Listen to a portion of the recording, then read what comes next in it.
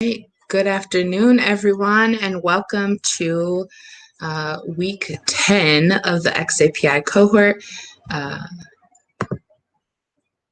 Today we have Duncan from Risk is going to be here presenting about xAPI in the wild. And I am just sending him an email right now to make sure that he knows how to access the space. But we'll get started. Today, we are at 619 folks registered for cohort.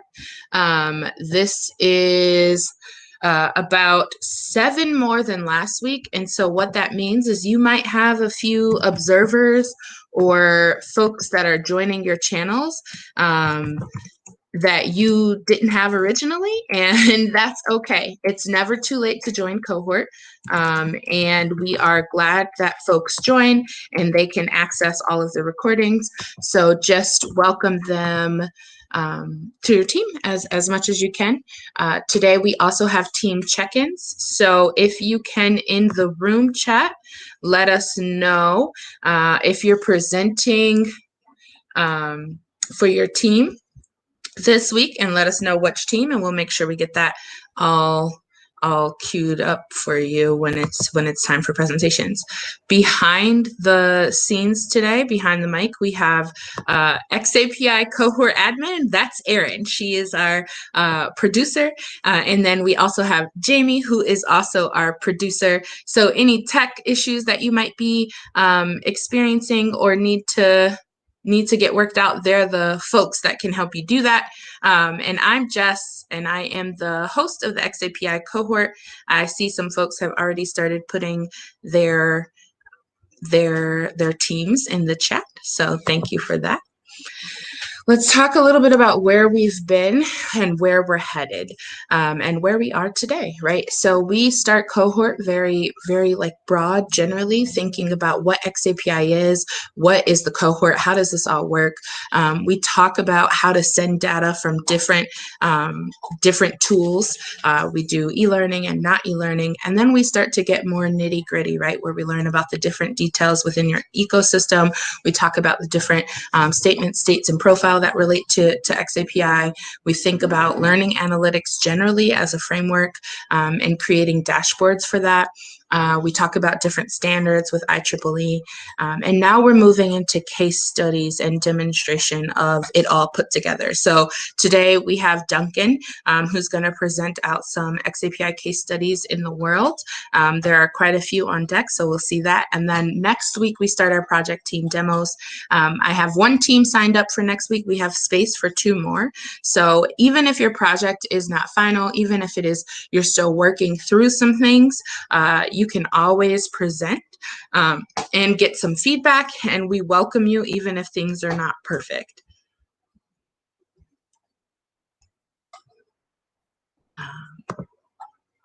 And now would be the time that I would queue up Duncan to present, but I'm not seeing Duncan in the room yet. So what I'm gonna do is kind of hop into some team updates to kind of to get that ahead of schedule, and then we'll see when Duncan gets gets online with us. So I'll hop into team updates using our GitHub.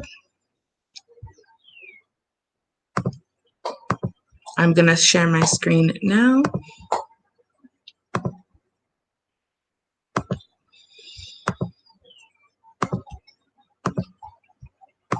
All right, so, and here's why, because I haven't had a chance to take my notes. I'm going to stop sharing my screen and just see who's in chat, who's going to sign up with team updates.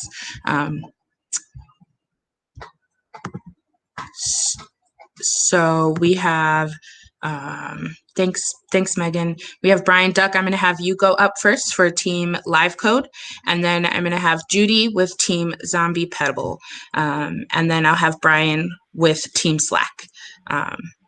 So those will be who's gonna present in that order. So Brian Duck, you're going to be up first with Team xAPI Live Code. Hello. Hello. So Team xAPI and Live Code is meeting Wednesdays at 3:30 p.m. Our last weekly meeting was yesterday. We have an update number 11 on the GitHub, but for some reason I don't see that showing up on the Teams page. So I'll just describe for you some of the things that we did yesterday. And I already texted Matt or Slacked Matt to see if we can determine a why, because I do have the keyword update in that and it's not showing up. So our team is building 2 learning record providers in parallel, if you will. And what we're doing is working towards the idea of building a couple pieces of demo training content that will use these learning record providers. So we have modeled one on the video profile. We have a live code project that is actually sending statements to LRSs that are using that profile to determine which statements can be sent. We've actually used 3 different LRSs, and this sort of shows that the project we're building is flexible between people. We're sharing the project through GitHub and through Slack, and Joan has actually built a first draft that used Veracity. She then published that to the team in GitHub. I added some cards for individual statements that can be sent, that can be massaged and then sent. And I'm sending those to my StormCloud account. And then we have Martin, who is working up a version that actually allows you to go through and edit based on data in fields, the statements being sent that are being sent to Grassblade as an LRS. And Grassblade is sort of an emerging LRS that is being developed by one of the leaders of the video profile project. We're also working, we have a couple members. Peter has done a demo project showing callbacks. The idea behind that is that while you're watching a video, while a learner is watching a video, the project can call back to let live code know where they're at in the video. And the demo that he has is actually working as in closed captions, showing text on the screen. But that could also be used to trigger, say, a pause in the video and some kind of interaction, either a multiple choice question or actually moving to a whole nother card, doing the interaction, and once that's complete, sending a statement and moving back into the video. So it gives us a lot of flexibility around the tools. And then Andrew is a programmer who is working on a demo similar to what we're accomplishing with video, but he is working with PDF as a media. So the idea that he is working along the lines of is, again, using callbacks, using other programming techniques. He is capturing page views and page turns within a PDF document and capturing that the user has completed the viewing of the document by viewing the last page. Those projects are all sort of on track for our presentation on the 22nd.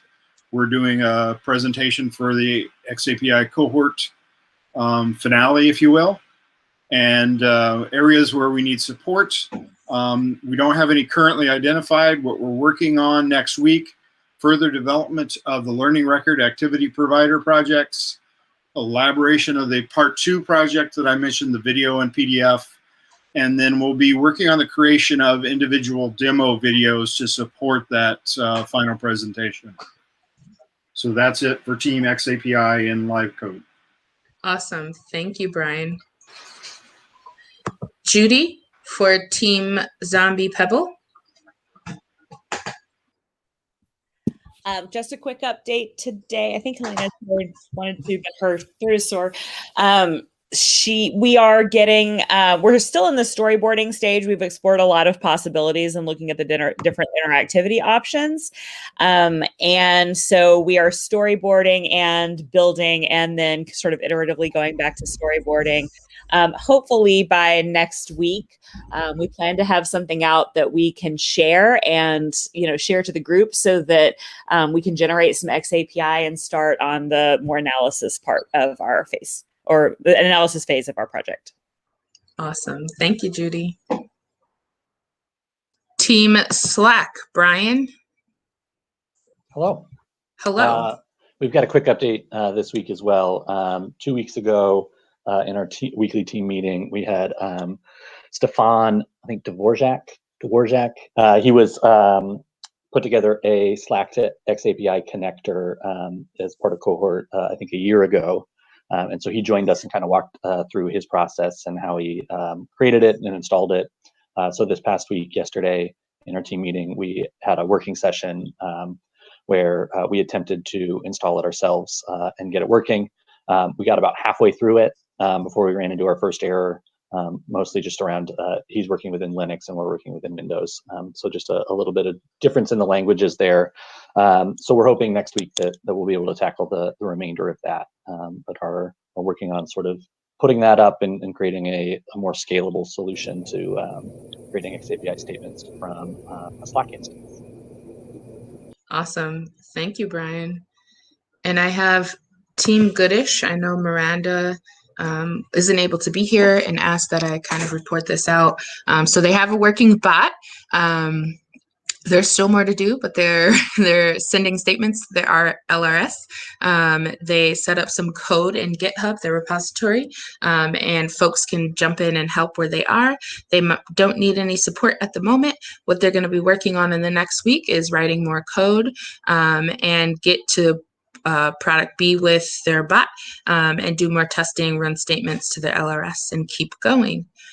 And then I don't know, Kieran is usually on the line for Team Visualize Learner Behavior, and I believe I saw you. I don't know if there's an update this week though. So I believe that is all for team updates. I'm gonna stop sharing my screen and hop back on over and see if we have Duncan is ready to go. So thanks for that switch in schedule. Thanks for being here today, Duncan. I'm going to get your slides all up and ready. And if you're ready to hop into case studies, we're ready to have you.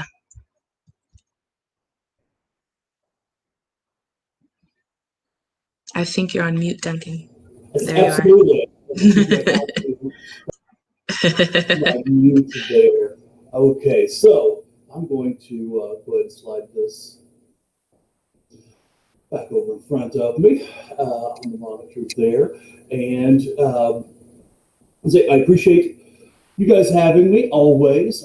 It has been a super fun week, 2 weeks here on the xAPI front, I have to tell you. And I literally could have continued adding examples up until the beginning of this call. So I want to take a step through a few different case studies here, places where we've seen xAPI being used in the wild. I did go ahead and send out there's also a series of resources here that are listed inside a Pebble. So using xAPI to get access to the slides and what else? There are other links that are in. So I'm trying to jam as much xAPI in as possible for today. My name is Duncan Welder. This is contact information are super easy to find. Those of you that I haven't met yet, I work with Risk down in Houston. We've been, working on the xAPI side now since the 2003, very early days. 2013, very early days. 2003 was earlier than that. So anything that you ever want to chat about, don't hesitate to reach out on my side. So what I want to do is really step through these case studies as challenges and solutions, right? Because outside of just one group, I've never had anybody that came to me and said, I need a xAPI solution for this. The first group was or is a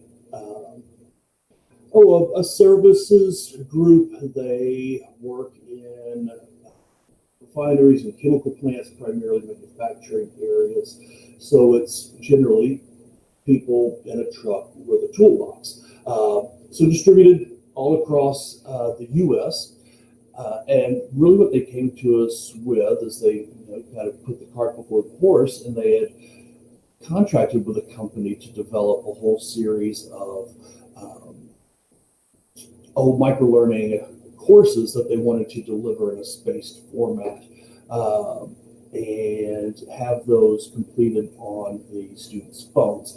Now, they had a legacy LMS that they didn't like and couldn't get a lot of support on. So one of their requirements was that people were not going to have to log into the LMS. So we started talking about it, and they didn't have any idea how they were going to get these things out. And that's when they came in, and at that point, said, gosh, if you can output to xAPI or to CMI5, then we can certainly do this. So they were already using Rise, and they made that switch just in the publishing of it, and we were. Hey, Duncan. Yes, ma'am. Can you hear me okay? I can. I think that your mic is not connected to your headpiece, and so it's sounding a little muffled. Oh. If you go up to the gear up at the top, you should be able to set the... Yeah, let me switch mics there.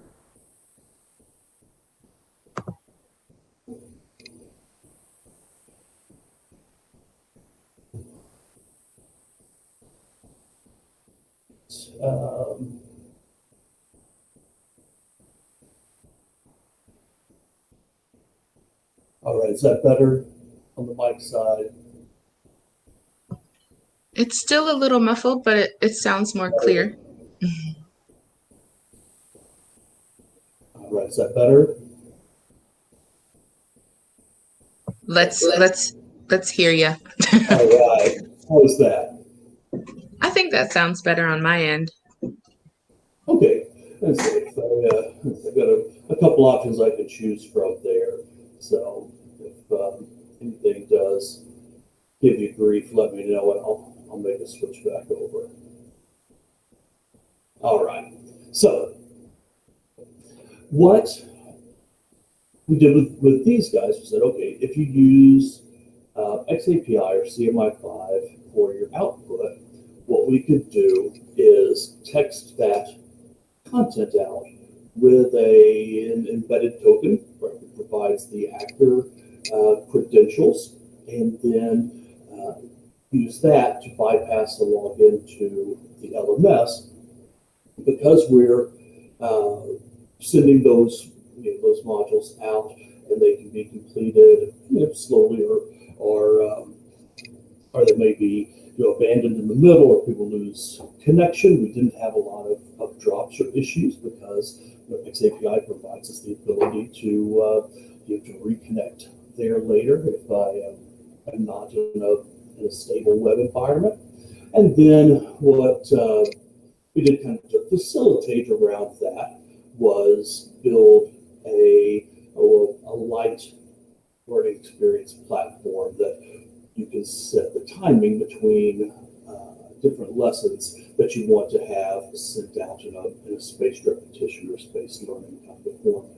So, yeah, challenge wasn't that they needed an xAPI solution. The challenge is that they had already purchased this content and hate their LMS. So xAPI is what we use to really get around that. Another activity that happened there, this is another group that came to us, and a pretty mature training group. So petrochemical company, they have been doing a lot of training from a safety standpoint, environmental standpoint, SCORM packages, Woodley test, 70% to pass. And what they realized is that there were a number of people that would fail specific objectives, but because it was all kind of bundled into a giant course. Duncan? Yes, ma'am. Sorry to interrupt. Is it okay if I interrupt with questions that are coming in? Because there's one question about challenge 1. By all means. How did you identify the user IDs? We stored the student information we loaded from their HR system into that little learning experience platform. As a matter of fact, I can show you what that looks like in just a second here. I'll get that guy pulled up on another monitor there, and I can show you. But it's essentially, as long as I had a spreadsheet with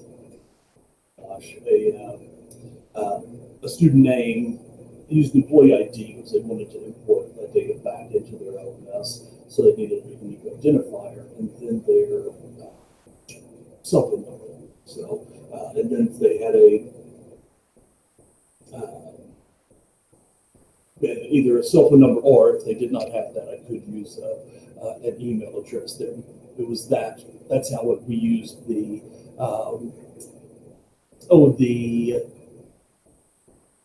employee ID, the student ID for the actor ID inside the statements.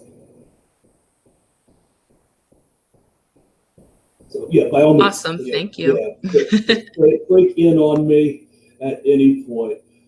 But no, these guys, different group, and they're doing all this training, and again, find that they've got areas that people really do struggle with, but they didn't have a good way to identify those because all that school content was really tied back into the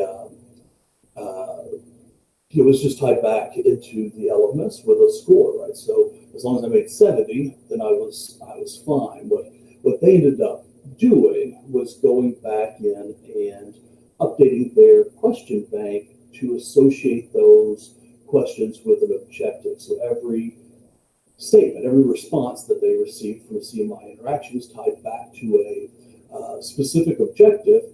And difficult to see on the size of this screen, but on that bottom screenshot here, which says passed or failed by objective, that long bar at the top is unknown, right? So those are the things that were just coming from, or test questions that were coming from SCORM. And then after they started breaking those out, you can see the individual objectives with how those are passed and failed.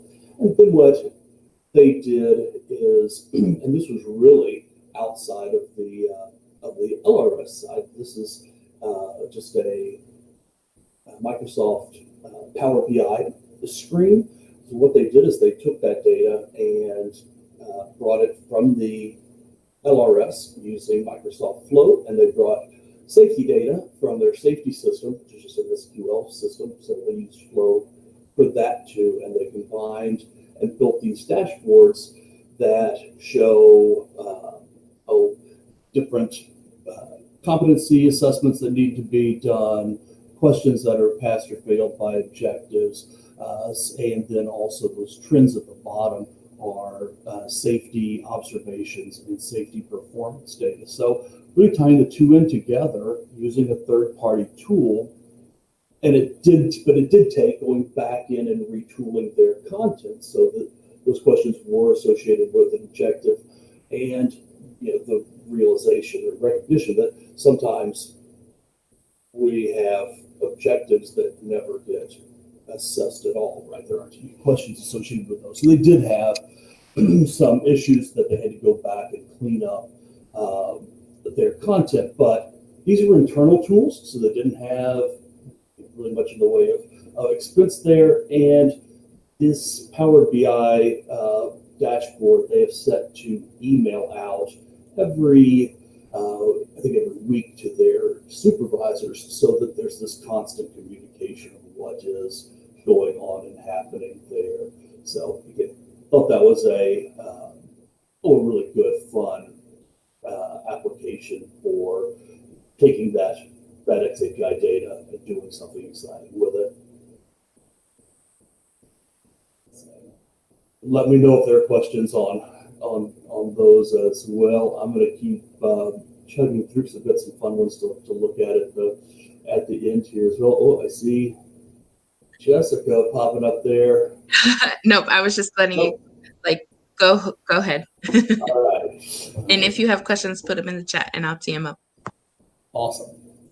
All right, so these guys, this is the only group that ever came in and said, we want to use xAPI to do this. It's a power transmission company, so they're doing a huge amount of training operators that are putting power to the grid. So very heavily regulated. They have a huge archive of existing material. Traditionally, they did training on site in a giant Holiday Inn ballroom, and it would be truly 6 weeks of training for these new operators, and then they would use a 3-inch or 3-ring binder, one new one for each week of the 6 weeks, and then if there was a page that needed to be updated, you've got someone that's hanging around all night swapping out pages. So they decided they wanted to go to using USB drives, and there was a failure on a couple of different cases there. One was they aren't training their own employees, so now they're sending USB drives out to all these other companies, and there's security and virus concerns there. So they needed to have some kind of document control, but students also needed to be able to mark these things up because they're doing it, following this content in an instructor-led training session. So what they did was built an xAPI-enabled app for viewing PDFs. Now, I know somebody's going to say, why don't they just build an ebook or EPUB kind of format? That was exactly what we said. It's like, this is no problem. All these capabilities are there. You just have to convert to an EPUB format. And they're like, nope, they're all PDFs, and that's where we're going to stay, which makes life a little bit more difficult. So I built an app. The LMS handles credentialing. So the only way we're managing the document control is by having people log in. But they have then reports that can monitor all of the usage. So how many pages are being annotated, what pages are they, what kind of notes people are putting in. They're keeping this as anonymous data because, again, it's not their own employees. But ended up with an ability to not only store the annotations, basically, it's a layer that gets painted on top of your PDF, and that image is stored as a graphic in the LRS. And then when I move from one computer to the next, it recognizes that it's me, and it reads my notes and annotations out and lays them back on top of that PDF. And then as an administrator, if there was a new version, I could wipe out those previous notes or just archive those. So again, did not initially plan on using it for evaluation as heavily, but it's a nice ability to see what courses are being used, what are not being used, at least in this bank of PDFs that they had. So fun. The one thing that we really botched on this project, and I always like to make sure I point out, is we didn't have a link back to the individual slides. So they came back and said, gosh, I want to have thumbnails to navigate with, like, ooh. So we've got to figure out a way to do that. And we had about 300,000 statements in our system, or their system at the time, their LRS. So we issued another 300,000 to void all of those, and another 300,000 to replace them with corrected corrected statements that reference the voided statements that, of course, reference the initial statements that were bad. So we went from 300,000 to 1 million statements in a hurry just because we didn't plan well what data we needed going into that project. Oh, one, another that's a fun one here is we have forums, guided or threaded discussions inside a number of systems, and wanted to find a way to give valuable information to supervisors, right? Who's using their forums, who's not using the forums, what topics from a training standpoint are hot, what people are asking about. So what we did is started every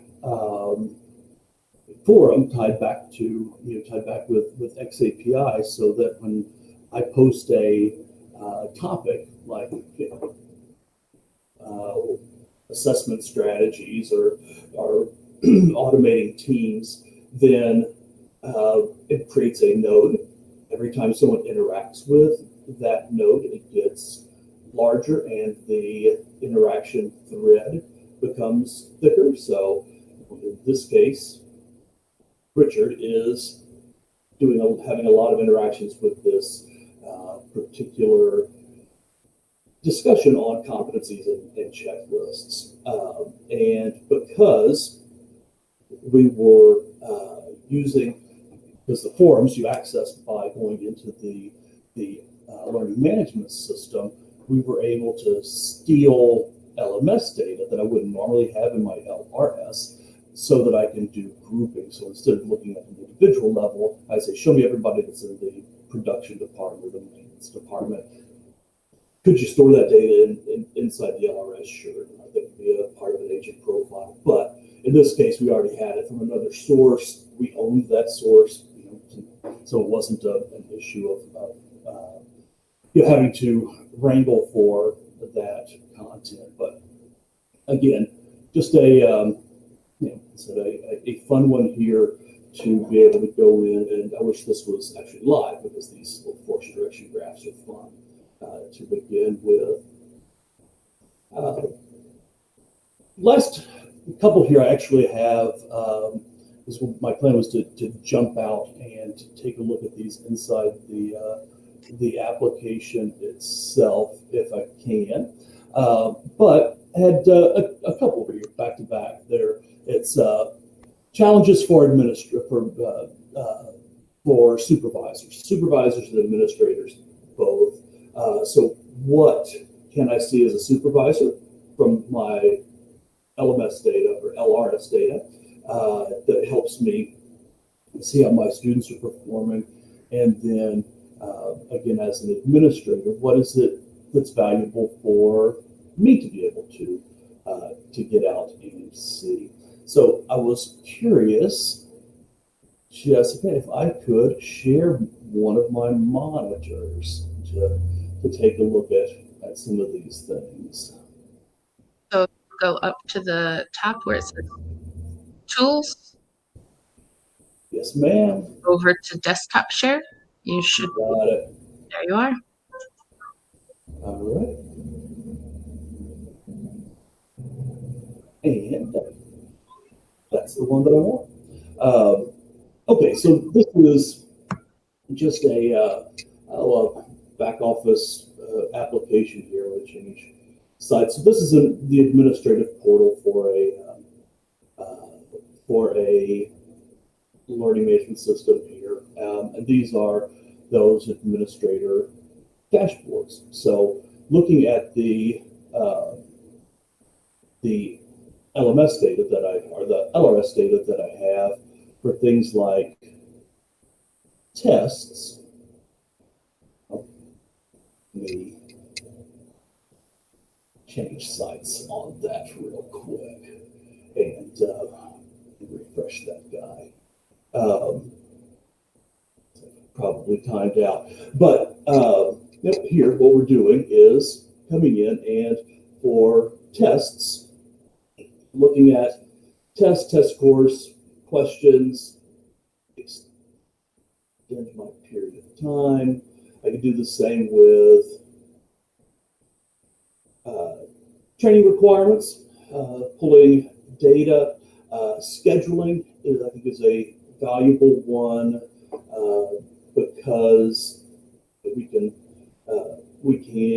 go back and see things like classroom utilization rates and course utilization rates. That's kind of how I separate those. How many people compared to the max number of students allowed in a class are attending versus how many people are in the room compared to the room capacity. So you know, a little bit different, but gives me a way that as an administrator, I can come in and make some choices about my future planning based on data. Space learning one here. I'll pull up another there. It will show the number of text messages sent, the emails sent, completions via text, completion via email, and launches. Because realistically, we're seeing about a 2/3. Is it 2 to 1 better completion rate with text message notifications on training than we are for notifications that go out via email. But I personally think it's just because I let the email stuff sit there and age a bit. The final one here I wanted to show you was from a learner perspective versus the administrator perspective. And when I say that, I'm really logged in as a supervisor here inside this learner portal. But if I take a look at my reports here, I have a series of visualizations that have been pulled over. Some of these are similar. So if I look for test activity, now since I'm logged in as an actual person, I'm going to see some data here. So I'm filtering for my admin department. If I wanted to grab additional groups, I can say, shoot, let me grab everybody. And it'll update all of those charts. So here you have tests, most missed, question by objective, highest test attempts. I'm testing this demo system. So again, just a way to go in and pull that data. Some of that could come directly from the LMS side as well, but here we're primarily pulling this from LRS data, and then using the LMS data we need to for grouping. So tying those two pieces together. So again, a whole series of exciting case study pieces there. I did want to show you just a couple other things if you have the capacity for it. Your timing is all right there. And this is just because I mentioned it earlier.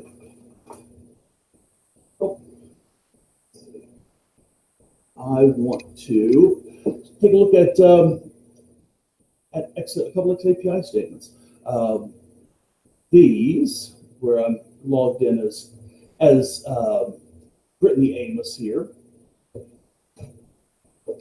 is when I was working inside one of those Pebble books this morning. So as I was going through, you can see different statements coming in. And in one of those, I was super excited to see student submitted content as a option for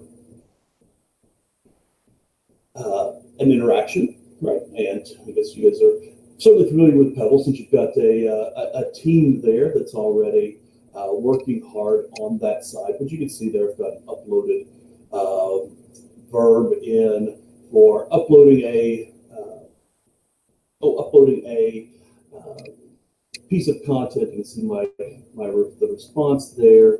And I'm going to move forward a couple pages here because these completed verbs I want to take a look at. These are coming actually from a Unity game. So here is that upload, and it has actually there at the bottom. I'm going to steal the link out of it, and I can go right to that image that a student uploaded in their content and find it there. So this is just a sneak preview of something that Judy and I are going to try to talk about later in the cohort season. But let me go over and show you those completed too, because that's another fun example. So here I've got these completed level 1. I'm just going to randomly open it, and it gives me this statement. Right, it's going out, grabbing the completed verb from the ADL. Say, what did I complete? Well, I've got an activity that's level 1, and where this guy comes from is actually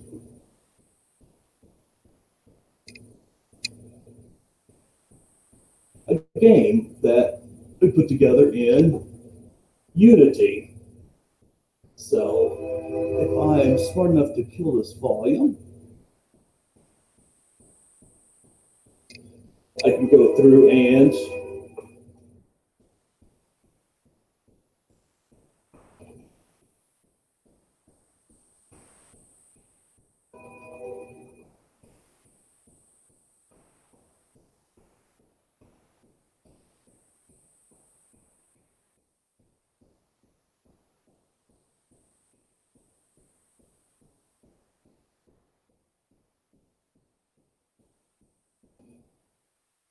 all right, so that's enough of the, all right, that's enough of me showing you how poorly I play any video game. But I did want to go through and take a look and say, gosh, with just a little bit of work, I mean, that truly is a sample free game to build on the learnunity.com website. And so the only thing that was done to it was adding a little bit of xAPI there, so you get a count of all your statements going through, and then I neglected to show the leaderboard because it's so loud. But there's a leaderboard that is created based on the data that's coming from the LRS. So looking at the duration of level 1, the duration of level 2, and adding those together. So there's actually a ticker at the top of the game there where we can keep track of how many statements are going through. So again, another example there, and this is one that we should have some good documentation on if anybody's interested in playing around with the Unity side of the world. So questions, thoughts? I know I just jammed through a ton of that stuff very quickly, and probably in a bit of a disjointed manner, but again, want to make sure that I do satisfy your questions. Oh, everybody good. I'm not seeing any questions in chat, but if you have any questions, go ahead and put those in there. I did share over the Pebble book in the chat for folks. Okay. The case studies one. Oh, yeah, and I've got this one. This is on the authoring side versus the versus the development side, but it does have all of those links to all your slides are right here, and it just is references. So all of that good information is out there and available for you.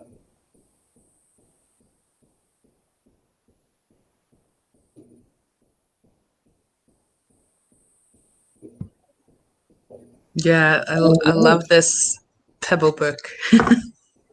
It's one of those that I kind of got into this crazy role, and over the course of this last week, I'm just to get everything before next Thursday's presentation. So yeah, it's been all right. So I'm going to go ahead and stop my sharing there. If I can figure out how to drive the mouse, and that's back over. But I appreciate it. I thank you for the time. I always enjoy when you find out what's happening with the cohorts.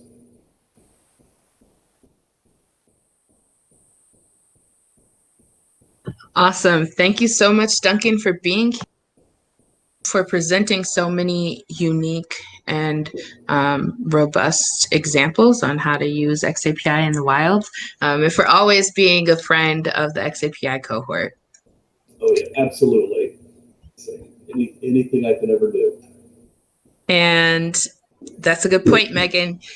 Megan says Duncan will be presenting at the xAPI party as well. So if you want to continue to learn, that's where you'll see him next. Yeah, as a matter of fact, I have a picture from the 2018 xAPI party that is included in that pebble there. Yeah, is in front of our door, right? That's right. And we also have quite a few of you with our gnome. All right. Oh yeah, plenty of gnome pictures. So I'm going to hop back into presenting. Thank you so much for being here. If you have any questions for Duncan that he can answer, go ahead and use the chat. And I don't know if you're going to hop right off, Duncan, but if not, the chat is there for you as well. Yeah, I'm just going to hang around and mute myself. All righty. So we'll talk a little bit about where teams should do now. And now is my time to pitch to you that we have 2 spots available next week during week 11 of cohort for your team to demo out what you've been working on this semester. You don't have to have your presentations perfect. It is just a chance to show what you've been working on, and get feedback, get support, think about what you want to do with your next steps. So it's a great time to demo. We did already get team check-ins today as the first step of this session. So I'm going to move right into team demos. We have 2 open spots next week. We already have Team PowerPoint Office Mix presenting next week. And then for 422, we can make more room if there's demand. We have xAPI and Live Code, Team Goodish, and Team Slack presenting on 422. These presentations are online right here, and they're 20 minutes. So you get about 12 to 15 minutes for presentation time and then some time for questions. Generally, they do include some slides, or you can use your desktop share to do some live demo of functionality if you wish. I want to reiterate that your project does not need to be perfect or finished. You can share what your team has accomplished. Oh, yay, we got Team Pebble next week. I'll add that in. So that's great. So I'm glad I convinced you, Judy. But this is a chance to share what your team has accomplished as of now and what you've learned over the process. It doesn't have to be final or complete. I also want to put a plug in, and I'm also gonna, if Megan wants to hop on and talk about the party, you absolutely can, Megan. But our 14th xAPI party and 16th L&D download conference, I know it sounds like a party, but they're actually a learning conference, is planned for May 14th. There are going to be a variety of ways for you to participate with multiple learning tracks and multiple sessions for recordings. So we have the L&D download, we have the xAPI party, we have xAPI Cohort, which will be presenting during the party, and then some folks sharing out what they're learning now. I'm going to promote you, Megan. I see your message. You should be able to put yourself off mute. Did you want to talk a little bit about the call for proposals and when the deadline is and what folks can expect? Sort of, although I think you can't hear me. I can hear you perfectly fine. You Okay, sound awesome. great. I have a very imposing morning message. So, anyways, yes. So we are lining up a cool platform for Party, and are going to have both sessions as well as tables for people to get together and jam, and perhaps even opportunities to have like Ask Me Anything sessions with different vendors. So I'm pretty stoked about that. Last time we ran Party, so we run the xAPI Party after each xAPI cohort, right? So we have 12 weeks of cohort work, couple more weeks after that, and then we have Party. And that gives you a chance to do a little bit more finish work on your projects. And then during the party, you get a little bit more time to do your demos. So when you think about the demos that you do here in cohort in the next couple of weeks, everybody has seen or heard about your progress all along. So you can kind of jump in with, and here's what we came up with. At Party, your demos are a little bit, they're a lot of bit more open, right? So it's an opportunity to say, here's our original idea, and here's what we did along the way, and here's what it looks like now. And people are really excited to see the demos and see what people have come up with, and all of that is super exciting. And those are all recorded. And for those of you who are submitting conference presentations or interested in becoming a presenter at conferences, one of the things that they want to know when you submit is where have you presented before, and can you get a copy of that, a video of that? So this is a great opportunity to build your credibility as a speaker. And so if you want to speak about cohort stuff or other stuff, let us know. So there's two events that kind of run on the same day. One is the party that we've been talking about, and the other one is the Learning and Development Download, which is just a general L&D smattering of sharing. So that's also super, super cool.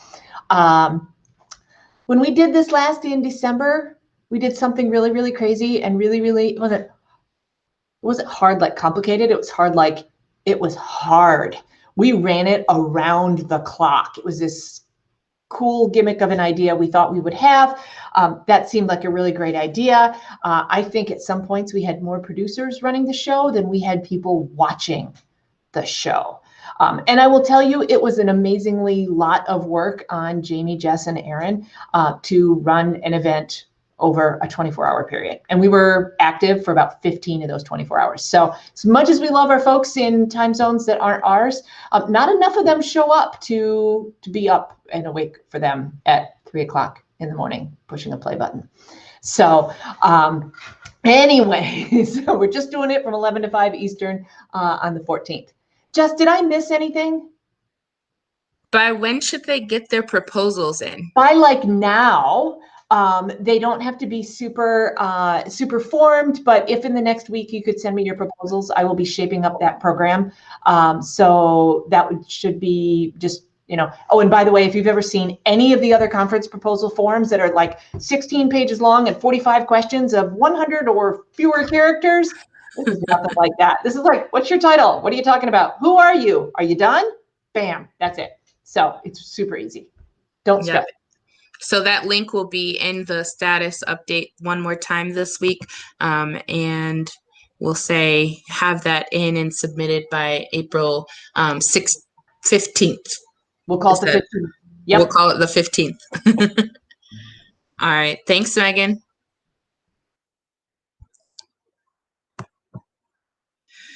All right. Some good stuff to know is that we're meeting here next week at 2 o'clock, and we'll have project team demos, and we now officially have 2 team signups, so we still have space for one more. And I'll be soliciting folks in or asking for folks to present in Slack. We have our party, so even if you're not going to present, you can register, and you can register right online on our website. And with that, if you have any questions, comments, or concerns, feel free to message me in Slack or send our help desk a message. I did select a song today, and it is more personal. So we do have a we have a surprise art project that we worked on. A local artist, we were their first client, and they kind of put together some of the energy that we felt this cohort with, having jazz as our kind of wrap up and exit. So I'm excited to share that with you.